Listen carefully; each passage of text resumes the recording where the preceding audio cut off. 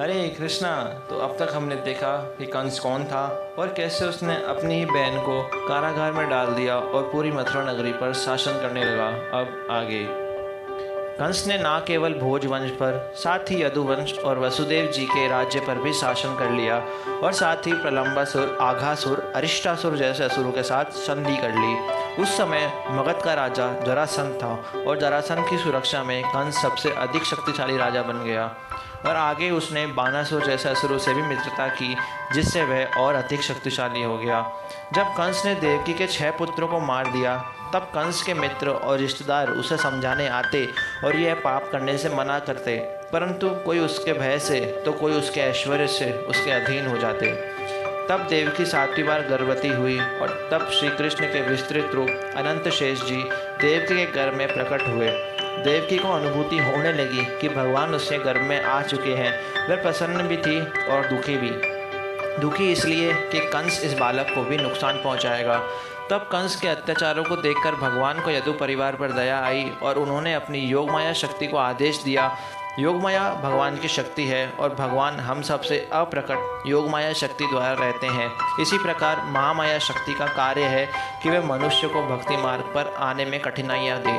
तब भगवान योगमाया से कहते हैं, कंस के कारागार में देवकी और वसुदेव कैद हैं और देवकी के गर्भ में अनंत शेष ने अवतार लिया है। आप जाइए और अनंत शेष को देवकी के गर्भ से वसुदेव की दूसरी पत्नी रोहिणी के गर्भ में स्थानांतरित कर दीजिए। कुछ समय बाद मैं देवकी और वसुदेव के यहाँ जन्म लूँगा और आप गोकुल में नंद और यशोदा के यहाँ जन्म लेना। आप जाइए और सभी लोगों को भौतिक इच्छाएं आपसे पूर्ण होंगी और सभी मनुष्य भौतिक इच्छाओं के लिए आपकी आराधना करेंगे। आप दुर्गा, चामुंडा, काली आदि नामों से जानी जाएंगी। अनंत शेष मेरा विस्तृत रूप रोहिणी के गर्भ से आकर्षित होने के कारण संरक्षण के नाम से जाना जाएगा और सभी आध्यात्मिक शक्ति का साधन होगा और आध्यात्मिक आनंद की चरम सीमा प्राप्त करेगा। इसलिए इनका नाम होगा बलराम। जब योगमाया जी ने अनंत शेष को रोहिणी देवी के गर्भ में स्थानांतरित किया, तब दोनों योग निद्रा में चली गई और तब सभी को लगा कि देवकी की 7वीं संतान की मृत्यु गर्भ में ही हो गई। इसके कुछ समय बाद भगवान श्री कृष्ण वसुदेव के चित्त में आते हैं, फिर वे वसुदेव के हृदय में जाते हैं, फिर वसुदेव के हृदय से देवकी के हृदय में जाते हैं और वहाँ से देवकी के गर्भ में। अब आप में से बहुत से लोग इस पर विश्वास नहीं करेंगे, पर भगवान श्री कृष्ण भगवत गीता में कहते हैं, जन्म कर्म चमे दिव्यम, अर्थात मेरा जन्म और कर्म दोनों दिव्य हैं। जो ये तत्व से जान लेता है वह इस जन्म मृत्यु के चक्र से छूट जाता है।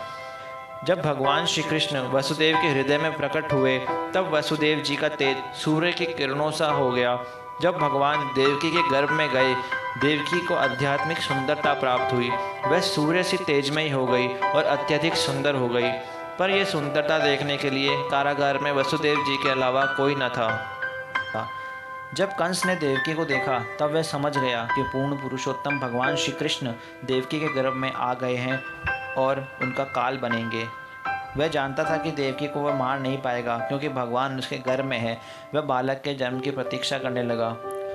कंस सदैव श्री विष्णु के बारे में सोचता था, उठते बैठते, खाते पीते सोते, पर वह जो कुछ भी सोचता था वह सब नकारात्मक विचारधारा थी।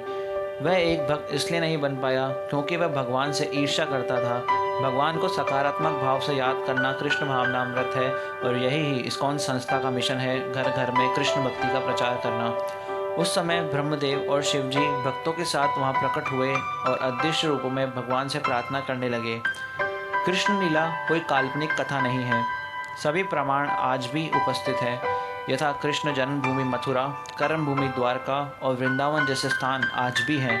वह वृक्ष जहाँ भगवान श्री कृष्ण ने अर्जुन से गीता कही आज भी उपस्थित है। निधिवन जहाँ भगवान ने रास किया, आज भी रात्रि के समय वहाँ जाना निषेध है, क्योंकि स्वयं भगवान वहाँ प्रत्येक रात्रि आते हैं। उस स्थान पर मनुष्य तो क्या, संध्या में सभी प्रकार के जानवर भी अपने आप चले जाते हैं और सैटेलाइट भी वहाँ नहीं देख पाती। हर चीज़ स्पष्ट है, परंतु हम स्वीकार नहीं करना चाहते। श्री कृष्ण कोई मानवीय कल्पना नहीं, अपितु परम सत्य है। ये सब लीलाएं वास्तविक है और श्रीमद् भागवत जैसे ग्रंथ से बताई जा रही है। इसलिए श्री कृष्ण के बारे में जानिए, इस सीरीज से जुड़े रहिए। हरे कृष्णा।